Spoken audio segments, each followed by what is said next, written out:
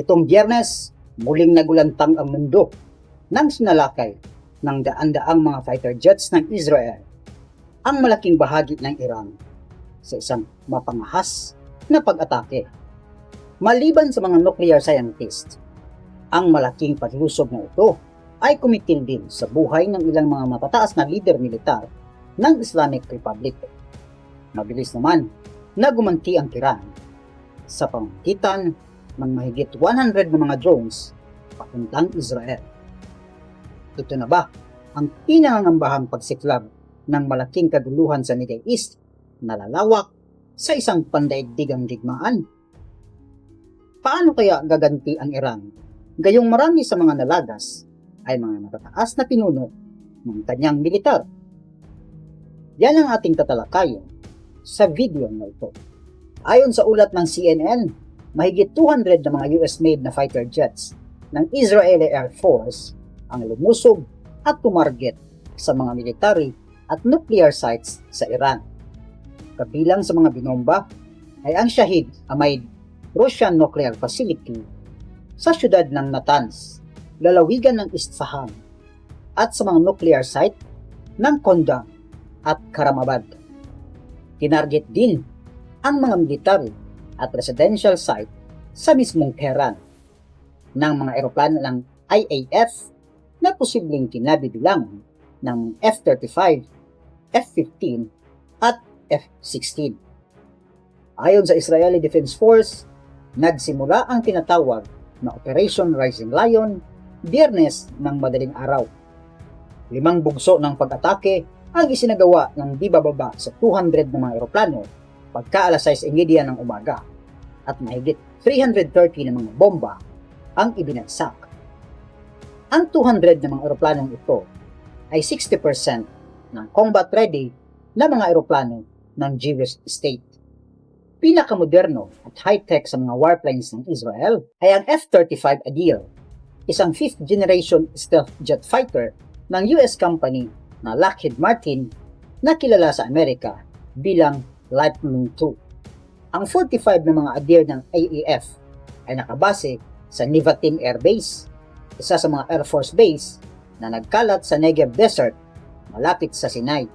Kabilang pa sa inventaryo ng Israeli Air Force na posibleng ginamit sa Rising Lion ang mga F-16 jets na nakabase sa Tel Nof Base malapit sa Tel Aviv. Mula naman sa Hatzerin Air Base sa Negev ang mga F-16. Bago nito, pinilayan muna ng Mossad ang air defense ng Iran sa pamamagitan ng pagsabotahe upang di makaresponde sa paglusob ng Israel.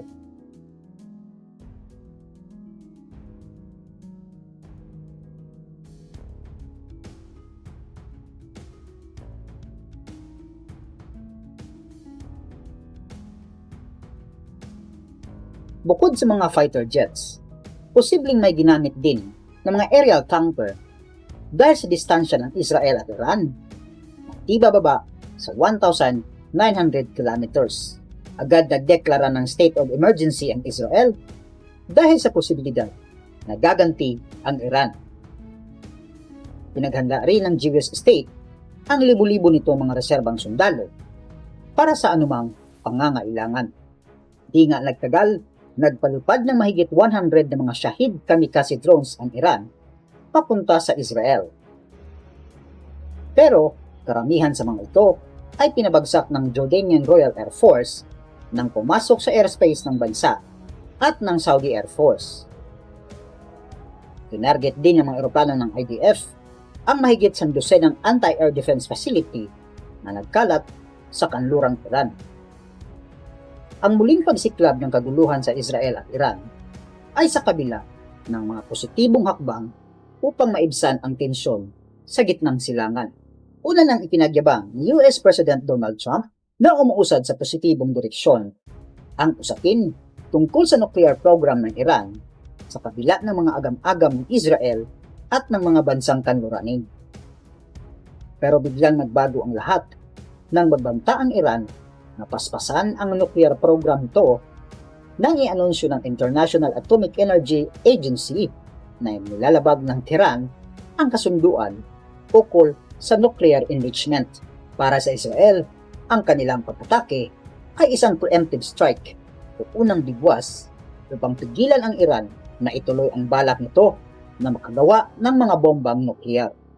Ayon kay Israeli Defense Minister Israel Katz, nais nilang pigilan ang ginagawang enrichment ng Iran dahil kung hindi, maaari itong makagawa ng 15 nuclear bomb sa loob lamang ng ilang mga araw.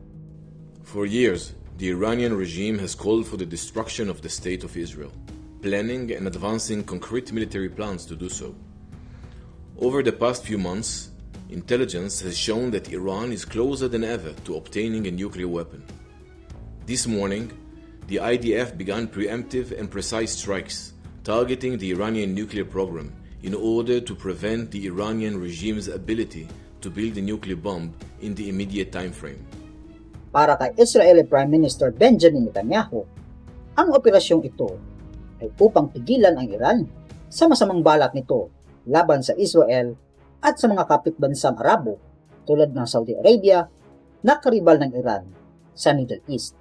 Moments ago, Israel launched Operation Rising Lion, a targeted military operation to roll back the Iranian threat to Israel's very survival.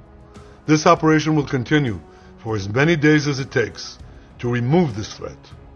Taliwas sa mga unang kumprontasyon ng dalawang bansa, tila walang direktang partisipasyon ang Estados Unidos sa huling pag-atake na ito ng Israel.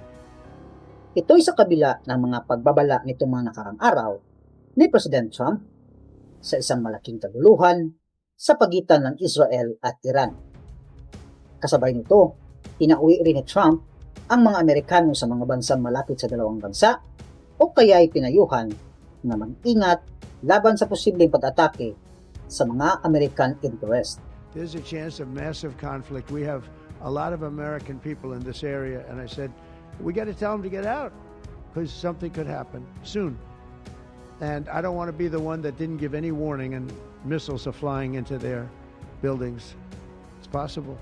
Kabilang sa mga nasawi, ang 3 sa mga mahahalagang tao sa Iranian military. Napaslang si General Hosseini Salami, ang pinuno ng Iran Islamic Revolutionary Guard Corps. Ang IRCG ay ang unit na may kontrol at kaalaman sa ballistic missile program na siyang tanging sandata na pwedeng magamit ng Iran upang targetin ang Israel. Marami ang nagsasabi na sa pagkasawi ni Salami, matatagalan ang posibleng resback ng Iran. Nasawi rin si Muhammad Bagheri, ang Chief of Staff ng Iranian Armed Forces at maging ang political advisor ni Grand Ayatollah Ali Khamenei na si Ali Shamkhani. Kabilang pa sa mga napaslang ay ang mga nuclear scientist na sila Feridun Abbasi, Muhammad Mehdi Tiranchi at 4 pang iba. Sa pangyayaring ito, marami ang nangangamba sa isang malaking regional war na sa ayaw o gusto ng US ay maaaring hihila sa Washington sa isang malaki at malagim na digmaan. Kahit isang malaking atake ang ginawa ng Israel, nagbabala ang iya na hindi tinamaan ang mga nuclear facilities sa Fordow, Isfahan at Bushehr. Tanging nasira ay ang sa Natanz, pero walang indikasyon kung umabot ang mga bomba ng Israel sa ilalim ng lupa kung saan nakatago ang mga centrifuge na pusod ng nuclear facility.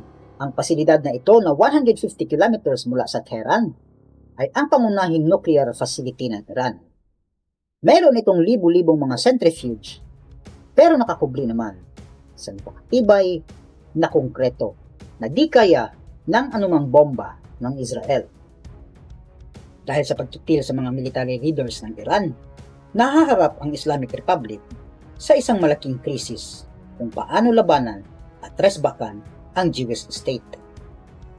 Kahit pa dumulog ang Iran sa UN Security Council upang umangal sa ginawa ng Israel, alam na nakararami na kailangang gumanti ng malaki at malakas ng Islamic Republic ng Iran.